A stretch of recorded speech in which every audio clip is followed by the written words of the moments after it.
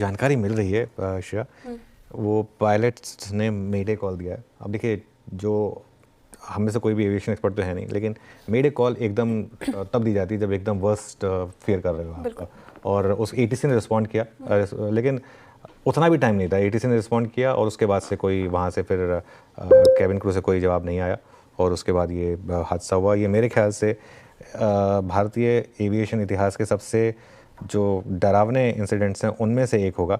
I think जो पिछले कुछ मामले रहे थे उसके बाद ये एक मैंगलोर का मुझे याद आता है, एक कोझिकोड का याद आता है, बट उसके बाद अगर आप देखेंगे तो ये काफ़ी दर्दनाक हादसा है।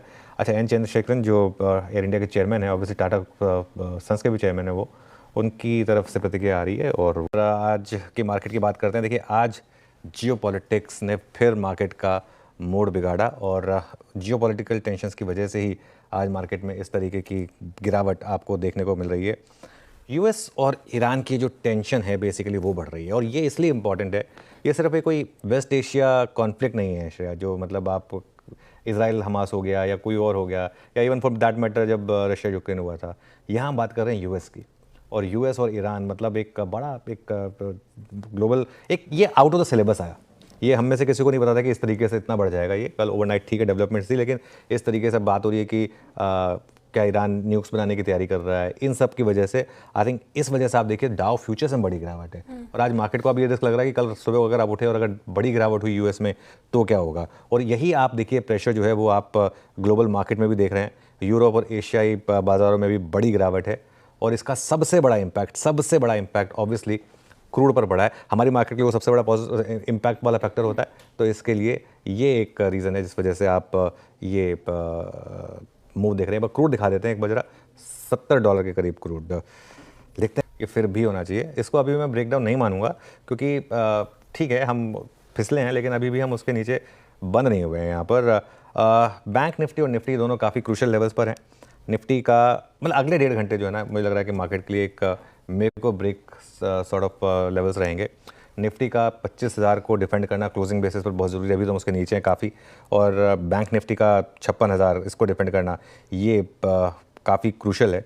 लेकिन आज एक और चीज़ जो मुझे थोड़ी सी तंग कर रही है वो है मिड कैप। आज मिड कैप में भी बड़ी बिकवाली है, तो उस वजह से मार्केट का मूड माहौल थोड़ा सा आज क्लियरली ख़राब हुआ है। बिल्कुल ख़राब तो है। अब क्या यहाँ से अप्रोच होगी निफ्टी बैंक निफ्टी पे, स्ट्रैटेजी क्या होगी, कौन से लेवल्स अब इंपॉर्टेंट लग रहे हैं आपको? देखिए, पहली बात तो अगर निफ्टी 25,000 के नीचे बंद हो, जो कि दिख रहा है अब तक, तो साइन ऐसे लग रहे हैं, तो आप अपनी लॉन्ग पोजीशन से बाहर हुई है। अभी शॉर्ट करना या नहीं, आई थिंक ये थोड़ी सी जल्दबाजी होगी।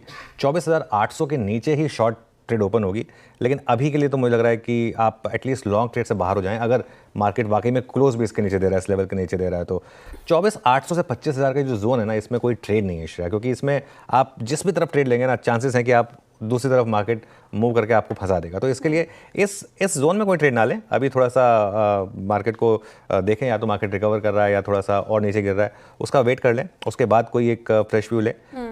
आज एक्सपायरी का भी फैक्टर ध्यान रखिएगा। आज थर्सडे, ट्यूसडे और थर्सडे को ये सब फैक्टर्स जुड़ जाते हैं। प्लस ये जो फैक्टर है ईरान वाला, ये नया फैक्टर है, ये अब तक हमें पता नहीं था कहाँ से आया ये। इसका कितना इम्पैक्ट होगा, एक दिन में ही खत्म हो जाएगा या और इसका स्पिल ओवर होगा, कल भी कोई हेडलाइन मिलेंगे या नहीं मिलेंगे, आपको कौन कह सकता है।